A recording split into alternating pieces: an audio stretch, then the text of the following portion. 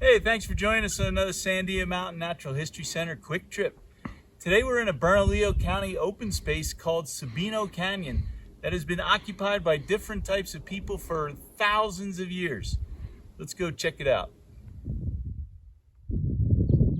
So here we have a horned lizard. These are really cool creatures. It's pretty camouflaged there, but I'm pretty sure you can see them pretty well. The horned lizards don't actually have any horns. They have protuberances. Just wanted to use the word protuberance that make it look like they have horns, but they're not actually horns. They're just parts of their skin. But what I always find really interesting is that these horned lizards, a lot of people call them horny toads, they can camouflage depending on their surroundings, and they can't change super fast like a chameleon, but they can change over time. So this one is blended in the brown background, but when we see them deeper in the pinyon forest, they're usually a darker gray or black. And of course, sure, everybody knows, but everybody likes to mention that they can shoot blood out of their eyes if they have to. So lately we've been on state park land, and then we were on Forest Service land, and now we are on Bernalillo County land. And what makes that interesting is how each one manages their land. There's all different ways of thinning and taking care for fire, and in this case they use what's called a masticator, and we can see all that chewed up bark and stuff on the ground. It's almost like a lawnmower for trees that they've come through this particular area. Thought we would make it through a video without some poop? Wrong! Here we found a good example of some mule deer scat. Here we are at the Reedling Fur Farm, which began in the 1920s and was used until the late 1930s. Prior to that, this area from the 1600s to the 1800s was used mostly for farming of pinto beans and potatoes.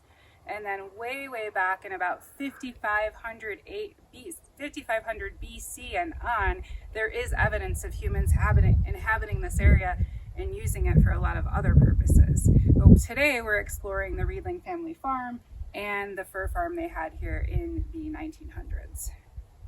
This might be a little bit hard to tell on video, but this box here, pan out just a little bit, is absolutely full of squirrel, pack rat, and rat poop. These look like the ruins of hutches, either for rabbits or minks, that were also raised here for their fur. Here we are at the water tower on the farm. There's a pump house in here, and obviously this supplied water for the animals and for the farm.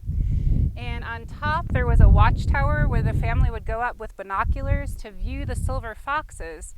These very valuable foxes had to be kept in seclusion and had individual dens built for them by a carpenter, and they were very skittish, so the people had to stay away from where they were at.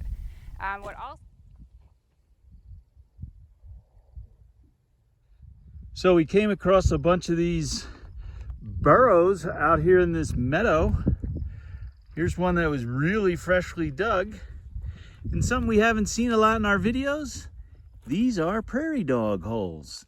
And we are in the middle of a little prairie dog town.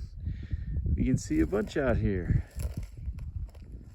So these are probably where the foxes were held, because we're a good distance away. And like we were saying, they would watch these foxes from all the way down the other end of the property on the water tower.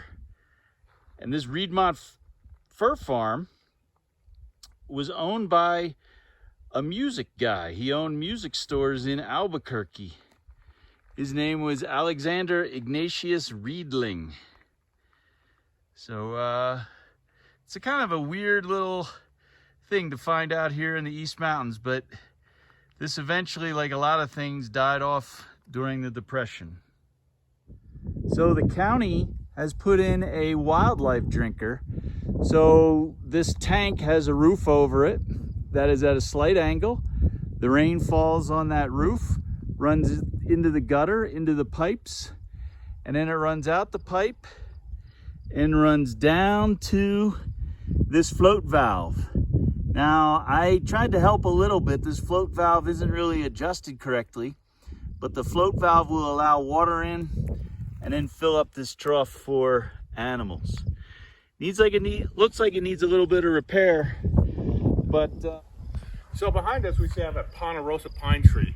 We should probably see a lot more, but in 1892 Santa Fe sent a spur from Albuquerque up to Madrid. They're going to get coal, so in order to do that they needed lumber. They got lumber from ponderosa trees. So from here on up to basically where I-40 stands today, they came and harvested ponderosa pine trees. sometimes these old stumps tell a really interesting story. The first thing we can tell about this stump is that it was axe cut. So that pushes it back before the advent of chainsaws, which are so ubiquitous today. And then we also see that this has some fire scarring on it.